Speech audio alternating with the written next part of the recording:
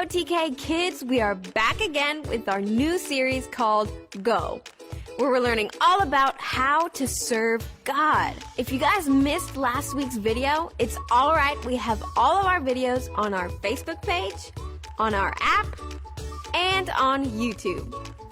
Now, Miss Lauren taught us an awesome memory verse last week. Do you remember it? No? That's all right. I got you covered. I have it with me. Let's take a look. All right, here's our memory verse. Y'all read it with me, okay? For we are God's handiwork, created in Christ Jesus to do good works, which God prepared in advance for us to do. Ephesians 2:10. That is an awesome memory verse. And we also have cool motions to help us remember it.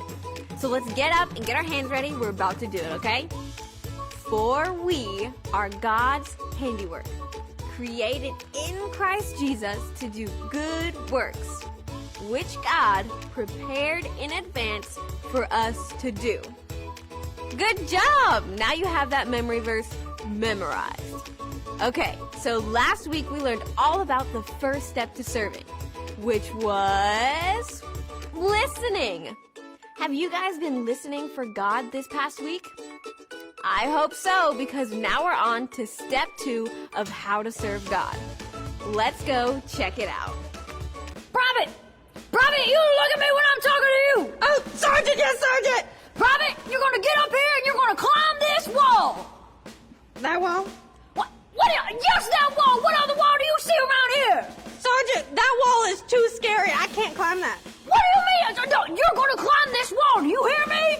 Sergeant, I'm scared of heights. I can't do it. I don't care if you're scared of heights, you get up there and you climb that wall! Well, I also have brickophobia. I can't do it. What? I'm scared of bricks, Sergeant. Private, that is the dumbest thing I ever... You get up there and climb that wall and I don't want to hear another word about it! Sergeant, I can't. It's too scary. Private! Wow, it looks like our friend is really struggling. She's listening, but it's the next step that she's missing. And that next step is to obey. See, there's a character in the Bible that struggled with the same thing. He listened and he heard from God, but when he had to obey, he wasn't so sure about it. Why don't we check it out?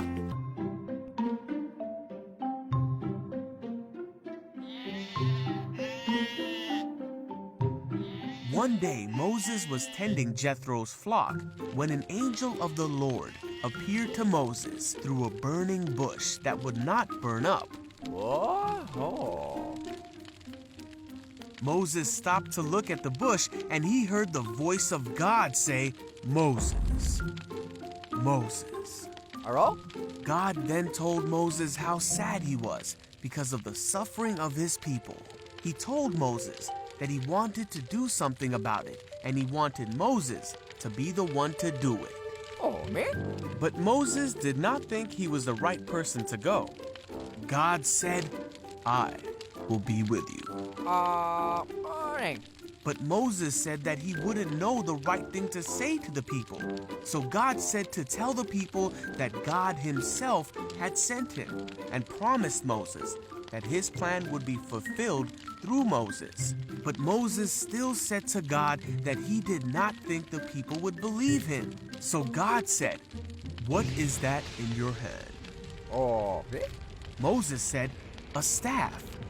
God told Moses to throw it on the ground. Okay. Then God told Moses to catch it. God showed Moses another sign. Huh? And told him to show these signs to the people if they did not believe what he said. Moses still didn't think he would have the right words to say. But God said that he himself was the one who made a man's mouth and gave him the ability to speak. So there was no need to worry.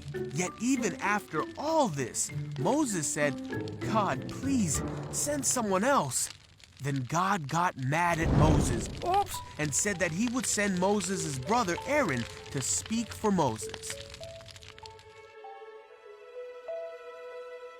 So Moses went back to his father-in-law and told him that he needed to go back to Egypt. Moses and his family started their journey back to Egypt, and Moses carried the staff of God in his hand, for this staff would be the tool God would use to demonstrate his awesome power to the Israelites and to the Egyptians. Who was that story about? It was about Moses, yes. You see, Moses heard from God through a burning bush, and Moses listened. But when he listened and it came to obeying the instructions that God gave him, it was almost too scary for Moses. So he shied away and he had all kinds of excuses. But God told him, I am with you, so that Moses would know that he wasn't doing it alone. So no matter how scary or how big the task was, God was with Moses and he was going to help him do it. And the same goes for us. No matter what God calls us to do and tells us to do, we can obey knowing that God is with us and he is going to help us. So why don't we check back in with our drill sergeant and see what he's got for us. Hello, soldiers. This is Sergeant. And in the Army, there is nothing more important than immediate obedience. This game is to help you learn how to obey. This game is called God Says Extreme.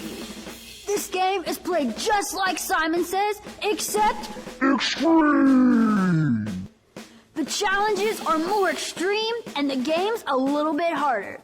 So if I say that God says to do something, you're going to do that challenge. But if I say anybody else, whether it be David or Evan or even Simon, you don't do that challenge. Got it? All right, let's go. God says to do 3 cartwheels. Go, go, go! Whoa, all right, those are some scary cartwheels. Now, David says to sing as loud as you can. Are you singing? I hope not, because I did not say God says. All right, next one. God says to race with your family and see who can waddle like a penguin the fastest. All right, and go. Oh, that's some fast waddling out there. All right, good job, guys. Here we go. God says to raise your feet as high as you can. All right, go. Oh, man, that's high. That's high. All right, now Simon says to move in slow motion. Oh, wrong. Are you moving in slow motion? Oh, I hope not. All right, last one. God says that you have 5 seconds to run around your house and find something orange.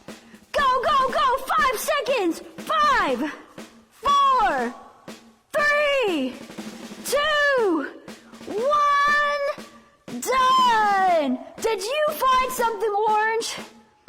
All right, you guys. Well, I hope you remember that when God says something, you obey. I gotta get back to my private now. We've been having some trouble. Private! Man, that drill sergeant was super weird, huh? But he did help us to remember that we should obey God. So no matter what God calls us to do, no matter how big, scary, or difficult, we can know that God is with us and he is helping us to do it. So if it's either praying for a friend, or maybe making a new friend who seems lonely, or even sharing our toys and being nice to our siblings, God is with us and he is helping us to obey. So why don't we check back in with our friend and see if she has learned to obey. All right, Private, you just gotta lift with your... No, Private, what are you doing? You just got to get over the wall. Now use some of them muscles. No, that's not... Just lift, Private.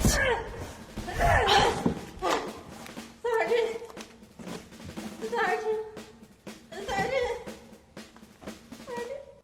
Ooh, I hope that Private turns out okay.